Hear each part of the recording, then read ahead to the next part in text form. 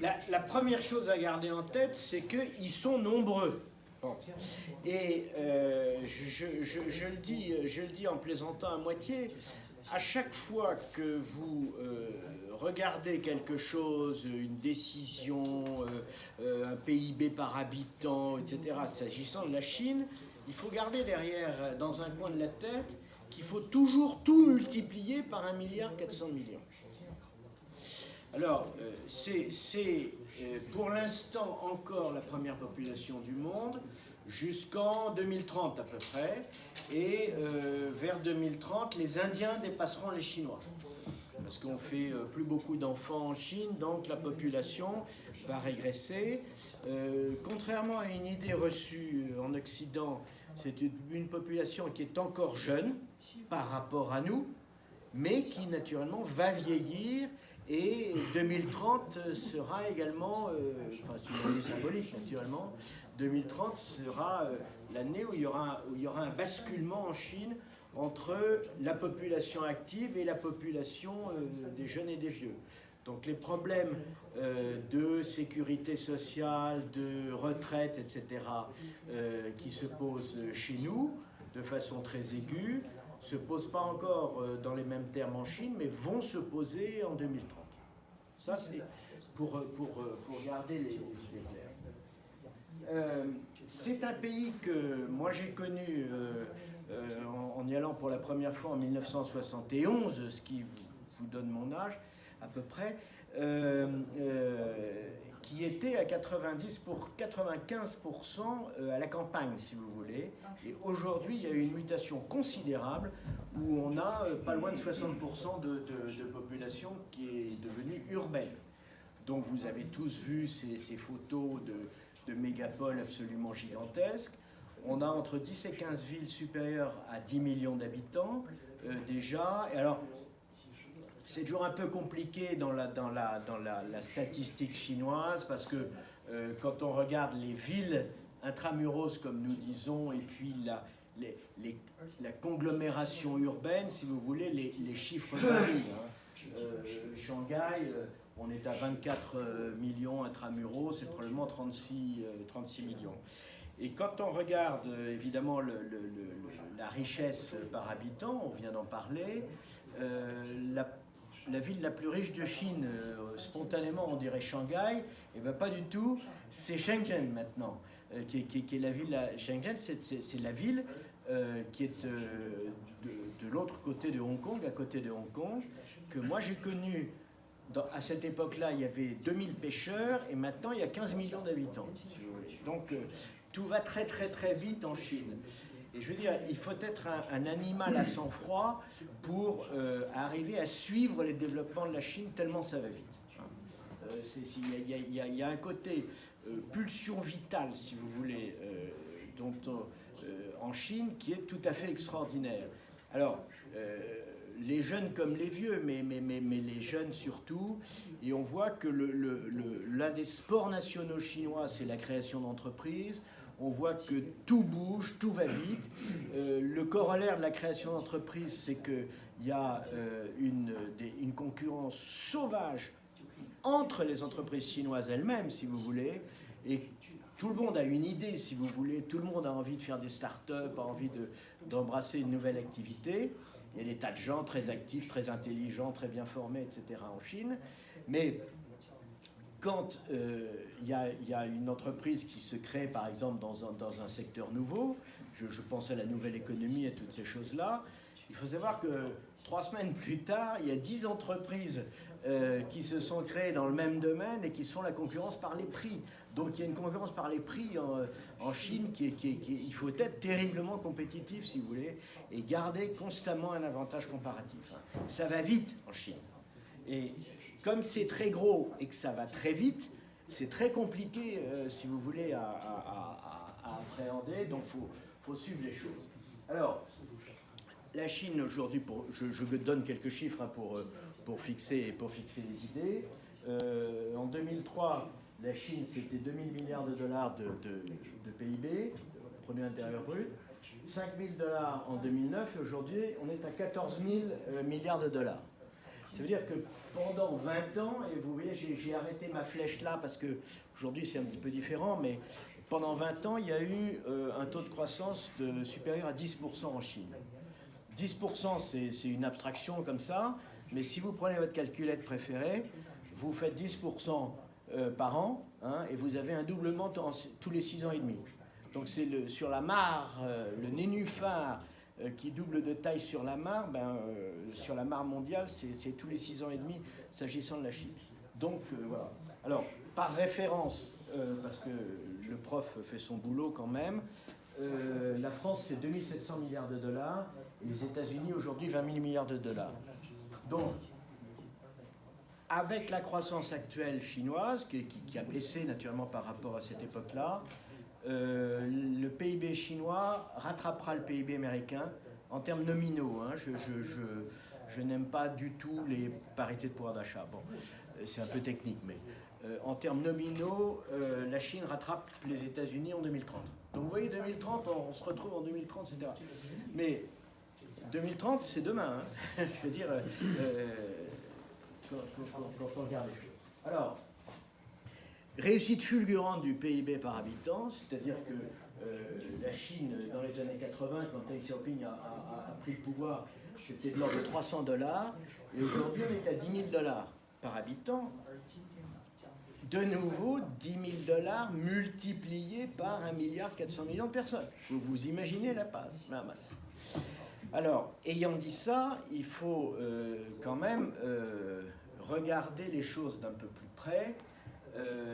Dans la géographie chinoise, il est clair que les villes de la côte, enfin les zones côtières, sont beaucoup plus riches que les zones intérieures. Il faut savoir qu'entre les zones riches de la côte, si vous voulez, est chinoise, et un certain nombre de grandes provinces de l'intérieur, il y a un rapport de richesse qui est le même de 1 à 20, c'est-à-dire le même qu'entre la France et la Centrafrique, au point de vue gap, si vous voulez. Donc il faut faire toujours très attention à regarder cette réalité chinoise. 6% de croissance, on s'en contenterait, hein, parce qu'on va terminer l'année à 1,3, donc voilà. Mais 6% de croissance, il faut voir que la grande machine chinoise était réglée jusqu'en 2012, on va dire, 2013, sur une pente de 10% de croissance. Donc si vous enlevez 3 points, 4 points, si vous voulez, à cette pente, il faut régler de nouveau cette énorme machine. Et c'est ça qui est compliqué, parce que les très grandes entreprises d'État, par exemple, qui produisent de l'acier, qui produisent du ciment, qui produisent du verre, elles étaient parties, elles avaient investi sur cette pente de croissance très vite, et aujourd'hui, elles se retrouvent en surcapacité, donc la guerre par les prix, etc. Et c'est l'une des raisons pour laquelle, je suis un peu iconoclaste si vous voulez, c'est l'une des raisons pour laquelle il y a une poussée aussi forte des mêmes entreprises sur les fameuses routes de la soie. Hein, aujourd'hui, parce que comme il y a moins de potentiel en Chine, enfin il en reste beaucoup, mais comme il y a moins de potentiel en Chine, on va exporter, si vous voulez, le potentiel sur... voilà. Route de la soie, je précise que c'est un terme parfaitement occidental parce que ça nous parle à nous. D'ailleurs, c'est un terme qui a été inventé il y a un siècle par un géographe allemand qui s'appelait Richthofen, bon, peu importe. Ça, dans le temps, on ne parlait pas de ça. En chinois, c'est Yida Ilu, ce qui veut dire, non pas une ceinture, une route, je suis désolé, mais un corridor, si vous voulez, au sens de Corn Belt, Bible Belt des Américains, et une route maritime. C'est pas mon sujet. Mais... si je regarde, multiplié par la taille de la Chine, ce que 6% aujourd'hui de croissance représente, en 3 ans, ça représente le PIB français. C'est-à-dire que dans 3 ans, à partir d'aujourd'hui, la Chine aura produit, en surplus, aura produit comme richesse le PIB français. Nous sommes peu de choses. Hein. Alors, l'usine du monde, l'usine du monde, c'est pas, contrairement encore une fois aux idées reçues, le principal moteur essentiel de la croissance chinoise. Les moteurs essentiels de de la croissance du PIB chinois, c'est les investissements, privés, d'État, d'infrastructures, immobilier, tout ce que vous voudrez, 2, la consommation, et 3, seulement le commerce extérieur. Néanmoins, la perception, encore une fois, que nous en avons, c'est que un très grand nombre des produits dans nos magasins sont made in China. Alors, quand on dit made in China, là aussi, c'est un concept qui est très, très, très ouvert, parce que je prends juste l'exemple de l'iPhone. J'en vois qui me mitraille avec un iPhone, là. Un iPhone, c'est fabriqué à Shenzhen c'est assemblé à Shenzhen à partir d'éléments qui sont des puces coréennes, japonaises, tout ce que vous voudrez, etc., par une société qui n'est même pas chinoise, mais qui est taïwanaise, qui s'appelle Foxconn, ou Honhai, si vous voulez, hein, Foxconn, qui a une usine, tenez-vous bien, de 400 000 personnes en un seul site à Shenzhen, et vos iPhones sortent de là. Donc d'accord, c'est assemblé en Chine, mais la réalité de la mondialisation est que la Chine est un pays intégré au monde, si vous voulez, maintenant d'une façon ou d'une autre. Néanmoins, quand vous regardez les chiffres, on a vu que dans les exportations de produits manufacturés, hein, avec de la valeur ajoutée, eh ben, en 20 ans, la Chine est passée de 3%, si vous voulez, des produits manufacturés mondiaux à aujourd'hui pas loin de 20% des produits manufacturés mondiaux. Mais pourquoi est-ce que la Chine a réussi? J'ai mis là parce qu'il y a des infrastructures tout à fait remarquables, si vous voulez. Il y a les ports, les routes, l'électricité. Et en plus, ça marche, si vous voulez, ça fonctionne. Bon. Un personnel qui est bien formé, etc. Je fais une comparaison, si vous avez un peu d'expérience internationale. Et puis comme il n'y a pas d'Indiens dans la salle, je peux y aller. Avec l'Inde, si vous voulez. L'Inde fait toute une politique pour attirer les investisseurs étrangers. Donc vous pouvez vous créer un campus industriel en Inde, à condition d'avoir votre propre groupe électrogène et votre propre installation d'eau, parce que sinon, faut pas compter sur la ville. Mais quand vous sortez de l'usine, vous n'avez pas de route. Bon. Et puis vous n'avez pas de port pour acheminer vos marchandises. Donc tout ça, c'est bien joli, mais en Chine, ça marche, si vous voulez. Bon. Et alors en plus, évidemment, quand des villes comme Yangzhou vous font le tapis rouge pour venir, ça marche 2 fois mieux. Des domaines où elle a du retard, très clairement dans les semi-conducteurs, la Chine est encore coincée parce qu'elle dépend des semi-conducteurs américains, et dans une moindre mesure coréens, japonais, etc. Donc les ordinateurs chinois, ils sont ou les téléphones portables chinois, ils ont quand même des puces de Qualcomm ou d'Intel à l'intérieur. Ça va aller jusqu'en 2025, mais pas au-delà, parce qu'ils sont en train de rattraper un temps perdu. Puis il y a d'autres domaines où la Chine a embrassé très très vite les nouvelles technologies, si vous voulez, les big data, tout ça. Je prends juste un exemple. Les TIC, c'est les technologies de l'information et de la communication et les services Internet.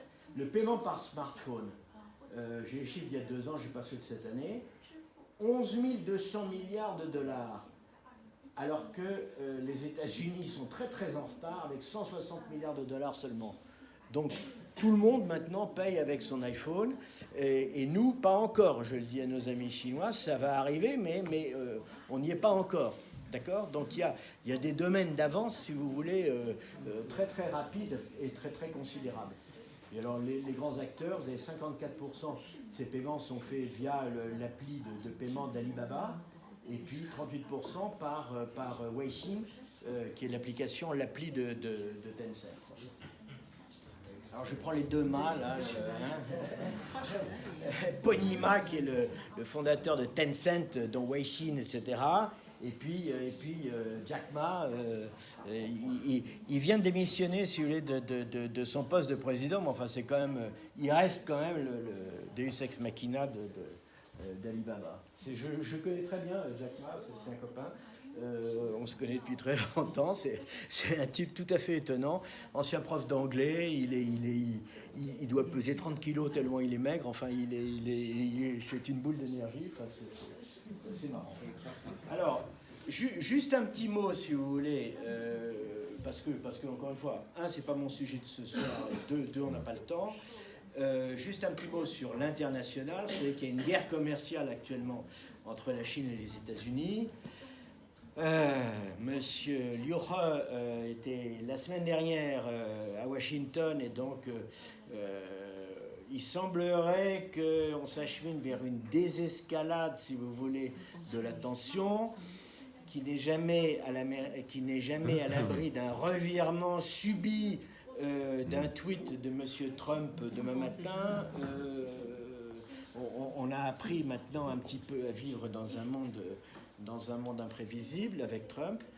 Mais ce qu'il faut savoir, c'est que cette guerre des tarifs douaniers ne mène à rien. C'est pas un win-win, c'est un lose-lose. C'est garanti. Garanti lose-lose pour tout le monde. Bon, donc, il y a eu...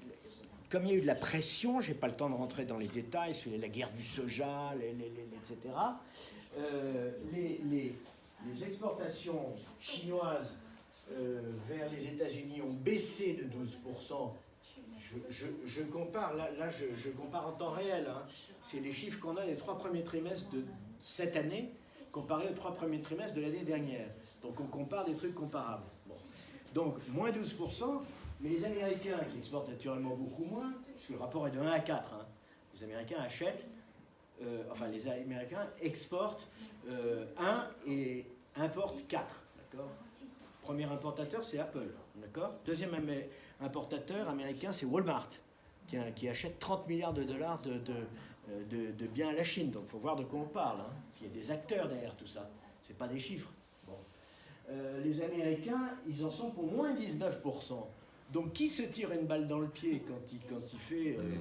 bon, quand les Américains, comme M. Trump, surtaxent l'acier et l'aluminium mondial, pas seulement chinois, mais européen aussi, qu'est-ce qui se passe ? Il se passe que la première usine de BMW n'est pas en Bavière, mais en Caroline du Nord.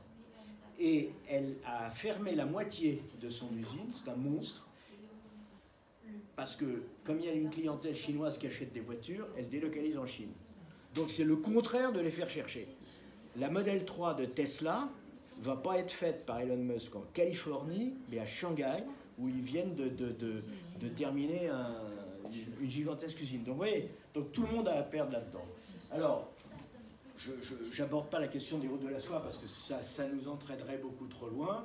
Et puis je vois que nous avons les mêmes sources parce que vous avez passé exactement la même carte tout à l'heure. Donc en gros, c'est un développement international massif de la Chine vers l'Eurasie, l'Afrique, etc., etc.